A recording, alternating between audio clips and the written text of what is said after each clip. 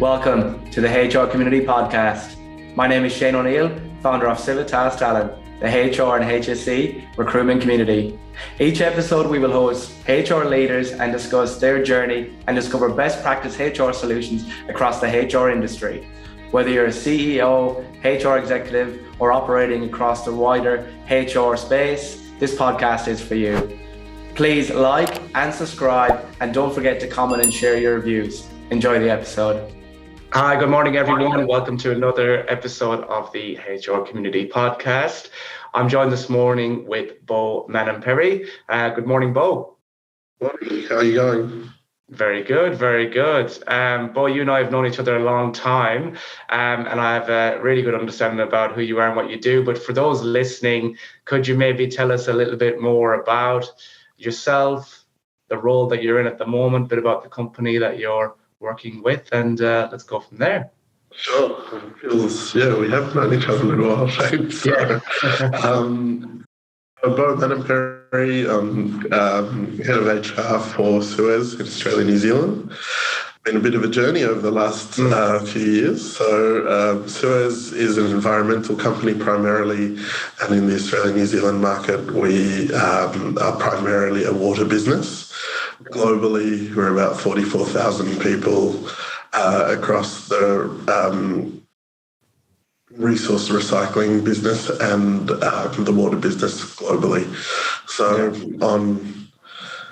in Australia, we are across most states. We mainly do large infrastructure within the water space.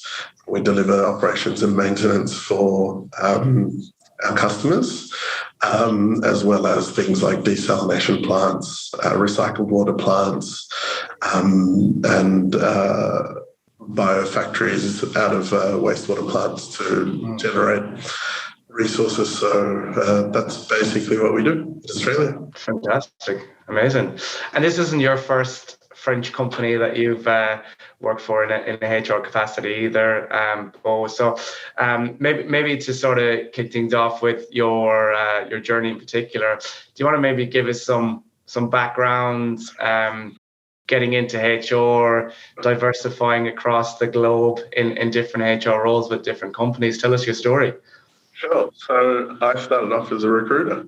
So recruitment company, and then moved into an internal role where I was placed through an RPO into Thales. And when that RPO wound up, I was hired back to Thales in a sourcing role. So this was a long time ago before LinkedIn was really prevalent, but we were one of the first to implement LinkedIn or try and source through LinkedIn. Amazing.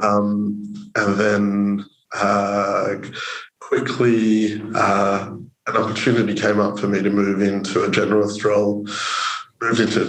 role. And I guess I was very fortunate that I had some really good mentors within Thales.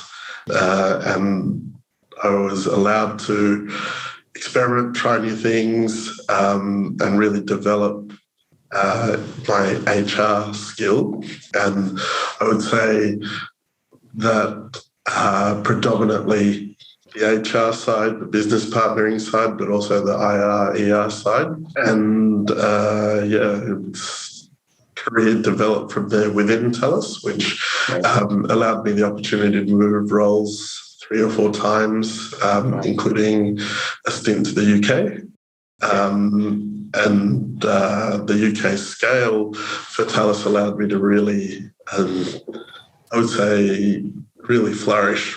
I got the chance to try things and work across a lot of different businesses, and loved it. Loved the opportunity. We did it at a time. So my wife and I, at the time when we moved across, my wife was 5 months pregnant. Yeah, wow. And I guess this is a bit of a tale in terms of, from a opportunity perspective, when we sat down and thought about it, there was always going to be a reason to say no. So we kind of just went, let's say yes and see what happens. So so we had our daughter in the UK whilst I was working. So 2 great years in the UK. In 18 months, I think I put 55,000 miles on the car. Wow. Which was, I saw quite a lot of the country, and Scotland and Northern Ireland as well, which is great. Yeah, and then got the opportunity through TALUS to move back to Australia. Was in a role in Melbourne, lived in Melbourne for 9 months, and then I got the opportunity through an old boss and mentor to come to Suez. Took the opportunity to move back to Sydney, joined Suez, and I've been here for about 5 years. Fantastic.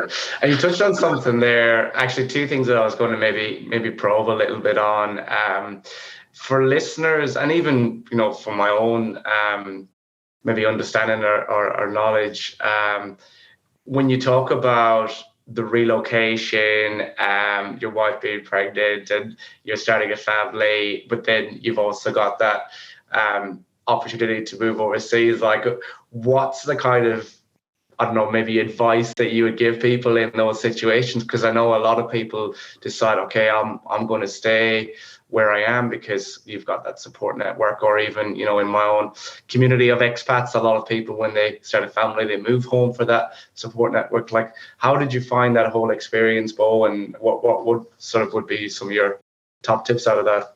When we thought about it, it was always going to be, we're having a child, we should say no, we should stay with the support network. But then what was going to be next? It was maybe we're going to have a second child, need to stay with the support network, or just bought a house, need to stay. So there was always going to be something next that was going to say no. Maybe we took a risk, and I guess it's the old adage, right? No risk, no reward. So that risk to really experience another part of the world and experience how things work in the UK was really the enticement. It was to really develop my career. And I have a very supportive wife, thankfully. And but she also made it clear she didn't want to stay for more than 2 years. So we knew what the parameters were. So that was why we were able to take the risk. I would say a few things happened over there that really kind of were like aha moments. So I remember meeting with the VP of HR in the UK, and she said to me, "Your career's happened by accident." I was like, well, what do you mean? I've just moved over to the other side of the world to grow my career. And she said, your career's happened by accident. And said, okay. And she said, you've never told us what you want to do. And which was true. I'd taken the risk, but I never said what I wanted to get out of it. Yeah, true. So that kind of led me down the path of doing a bit of more self-career coaching through support. We had support through our learning and development team, but basically I put down on page what I wanted to achieve in those 2 years, and I guess tested it with my wife. So what I thought after having a child was I need to be there. And she said, no, actually, we're here for 2 years. I know you're going to work, go hard. When I need you, but other than that, go for it. Amazing. So I was very lucky in that sense that I could put down what my goals were and really attack them. Yeah, exactly. Go after them. So that was really, it's probably more on reflection and more a testament to my wife than me. Yeah, it's really cool. And it's also thinking about, exactly how you approached it. It's not impossible, and you just need to do a bit more of a risk assessment. The communication piece is probably the most critical, and then set a plan, and away you go.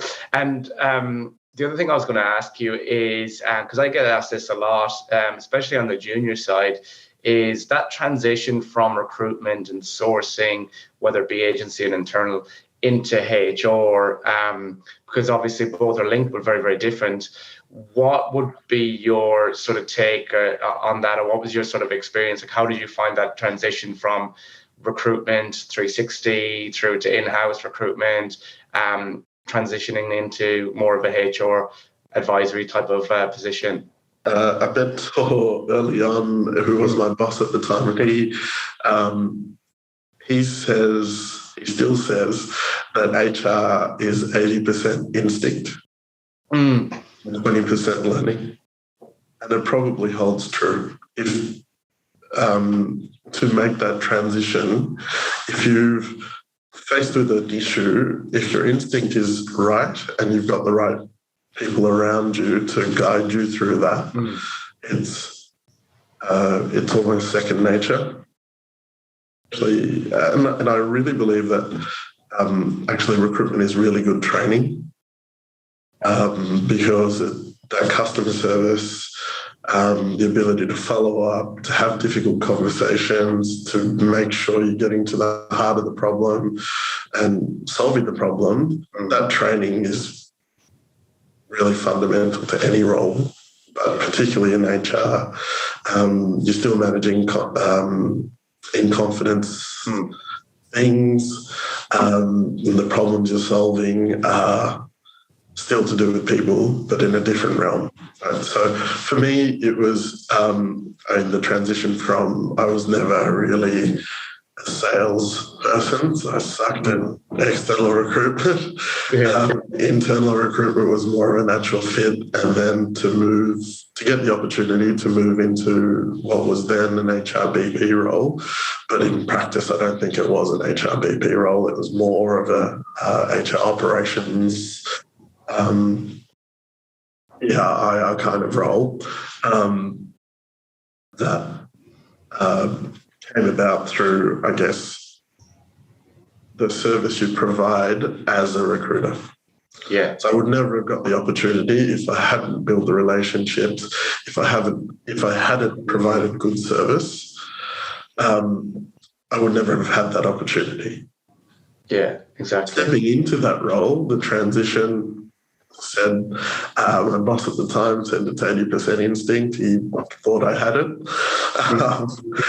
And the rest is learning. So really, there's some fundamental shifts in the market at the time, moving to basically most companies were moving to the Ulrich model, and really understanding what makes the business tick. The line between pushing a message versus getting things done is one that is really, that instinct lets you identify, and then really it's about delivering value to the business you're supporting. Yeah. And value comes in many forms, right? Value is a point in time, whatever the business is going through, building a plan for the future, transitioning, change management, and everything we do in HR from a pushing forward perspective. So basically you are the interface from an HR strategy perspective to a business. And your job is to build that relationship and make sure you carry out the strategy. Yeah, exactly. Amazing. And you touched on relationship building quite a lot, and I know that's something that we've discussed in the past. Particularly with your international experience, Bo, do you find that that's been a big advocate along with the relationship building ability when it comes to operating at an executive HR level with the likes of Suez and Thales, those big global companies? Like, is that the kind of experience you feel that that really sort of shines in those companies? Or they're both French companies, so I would say that, yes, it is a consultative kind of culture. It probably goes back to the French socialist roots. Yeah. That it is very much a consultative culture. So being able to build those relationships and earn that trust is super important. And that is no matter where you are in the organisation. Once that trust is built, the work comes your way, and then it's delivery. And once you deliver, you get bigger and bigger and bigger projects. So, fortunate enough to do some of those big projects in the UK,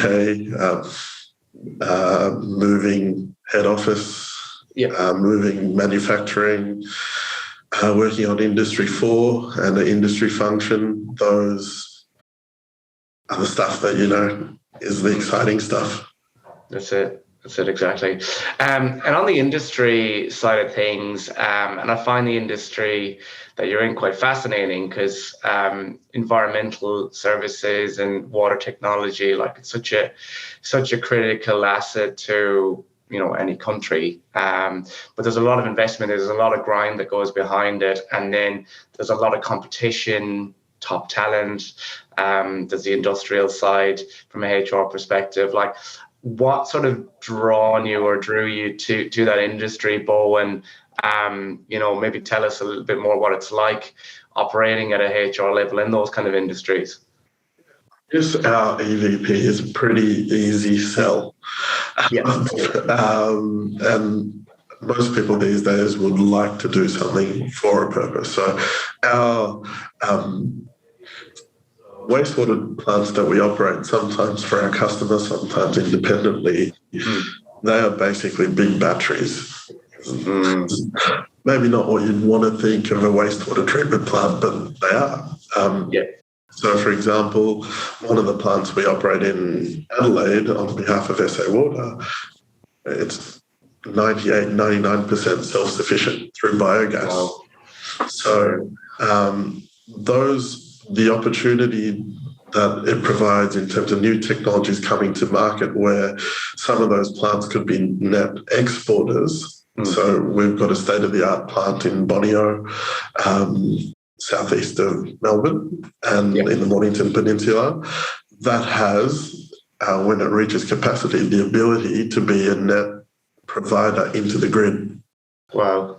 So that is the future of what how we treat wastewater, and then water as well is a really scarce resource. It's something we know will be a stressor for countries and for people globally, and that it's a really exciting market space to be in because we get to solve those problems, those big problems. I guess overall, what attracts me to a company like that is really building a better future for my kids. Yeah, awesome. As kind of corny as that sounds, but it is, and that's really why we find a lot of people join us. So post-COVID, there's a massive infrastructure boom in Sydney, as you know. And our turnover, typically we're a 4 or 5% turnover business, went to above 20%. What I was measuring through that time was not really our turnover, it was our time to hire. And our time to hire didn't escape what I thought was reasonable for the market. So from that perspective, our ability to attract us was and still is here. Obviously, that for-purpose concept or driver for people is super important. Suez, for example, will invest heavily in a new leadership model in the next little while. That will be rolled out by the end of the year and ongoing. It's really about driving change. So Suez has gone through a lot of change in the last few years, and it continues to go through change.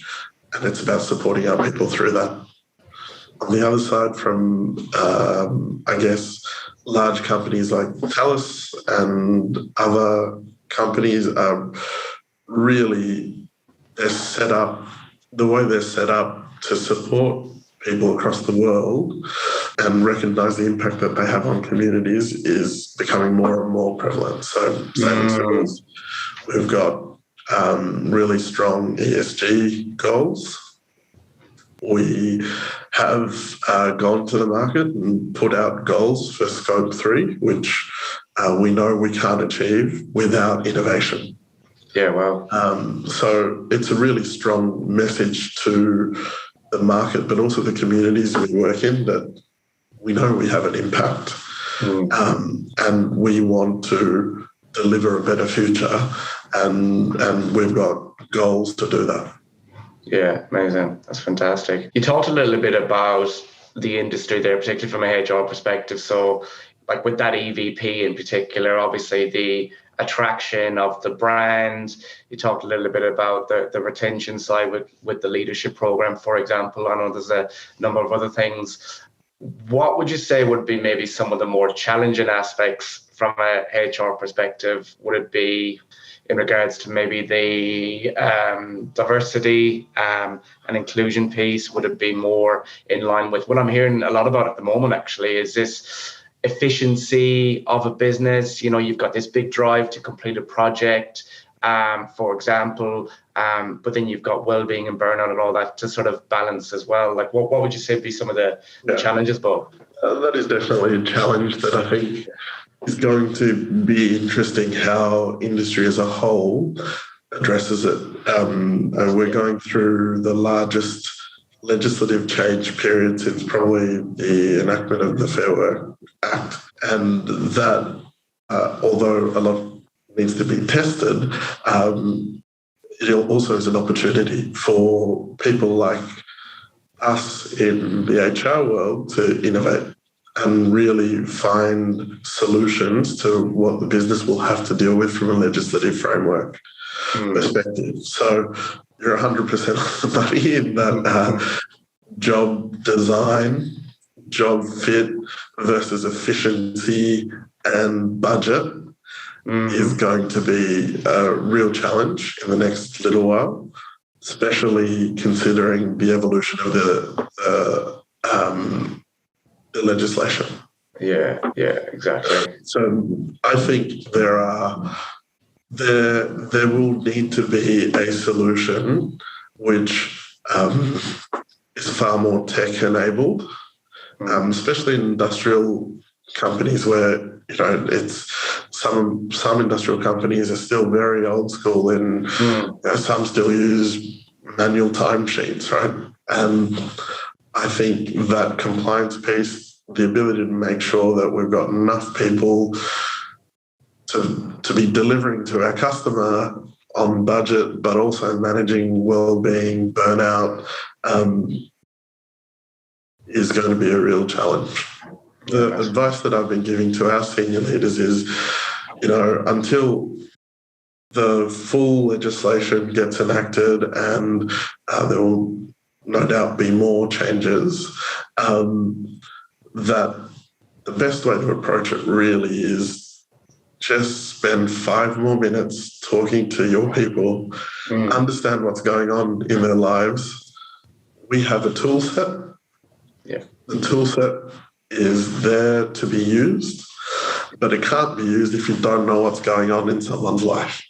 So the extra 5 minutes just to say, look, what's going on? Is there anything that's going on that's an issue, or do you need more support, or how are you going with the workload? That kind of conversation, which I guess you get to understand a little bit more about the individual's life, is, I guess, so it's the easiest way to look at it in today's framework. That will no doubt have to change over time as legislation gets tested and there are test cases, and we can have a benchmark as to what's expected from industry. But I kind of see that there will need to be a technical solution because there's a lot of compliance in that. So yeah, there's not only is it the EAs that, you've got to make sure that your payroll system is interpreting the EAs properly, that you're paying correctly, but you're also managing burnout in that people's, even without the legislation, everyone has a life, and life in general is changing. It is, yeah. So patterns of how people interact with work and what work offers them and they offer work are changing as well. So it's a hard one to crack. There's lots of things that someone much smarter than all of us will hopefully figure out. Yeah, exactly. But I think there's a lot that we need to be on top of at the moment, especially because of the changes in the legislation. Yeah, and I think you touched on something there that's so important, is that ability to have that conversation. What might seem like such a not so much basic but standard practice, I guess.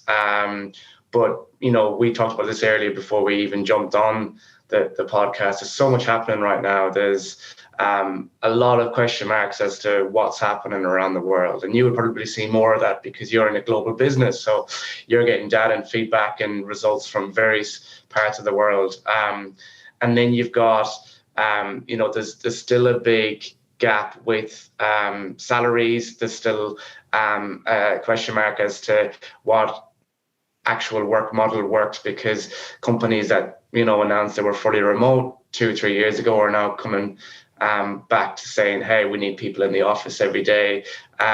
So there's a lot of question marks, and then with the upcoming legislation as well. I mean, if you're sitting there and you're wondering what's going to get you through the next sort of 12 months, sometimes that conversation with your manager or leadership team just goes a long way.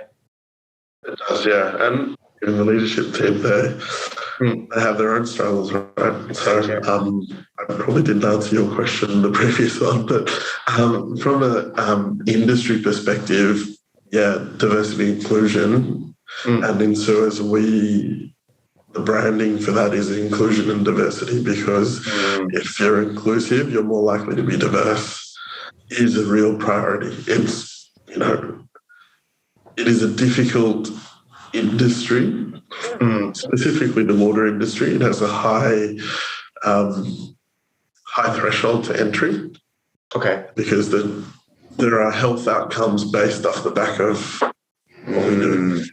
And there's a qualification level that needs to be met to be able to operate. So it is really something that we are looking at. We do some really great work in Adelaide, particularly working with universities, but also other organisations to bring people through. And that's all forms of diversity and inclusion, not just female, male, although that continues to be a real topic for us, because we do want to reflect the communities we serve. We started a program in Adelaide where every employee is doing cultural awareness training. Great, yeah. And that's been really successful in that. The theory behind it was that education opens minds, and that's what we will continue to do. So it's really important for us to continue to work on that, because we're not a short-term business. Our contracts are all long-term. They're 10, 20 years. And we have relatively low turnover. We have people that have 30, 40 years service. So there's a real mix there, because on one hand, you have to look at people doing manual work whose bodies might be starting to break down, but they still require, they need to work. Yeah, that's right. And then on the other side, we have to find a feed into the company that encompasses all diversity. And that's the challenge that we continue to work on. Yeah, exactly right.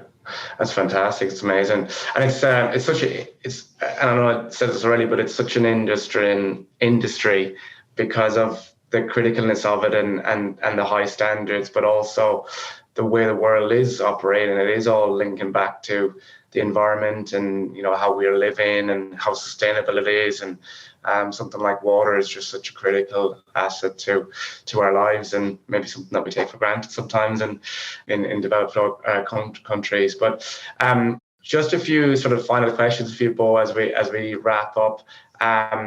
Most influential person in your life? I'd say, look, it has to be my family. Yeah. Probably don't acknowledge them enough, but my parents, they made the choice to move to a new country when things were tough in the country that I was born in, and to give us a chance at a better life. So the older I get, and when you have kids, you start to reflect on things like that, and that's been a big influence on my life. And in terms of, from a work perspective, I've had some great mentors, people who have really let me fly and in a safe space. So I was given me the opportunity to try stuff. So I try and be as good as they were to me, to all my employees, and give them the opportunity to try things in a safe space.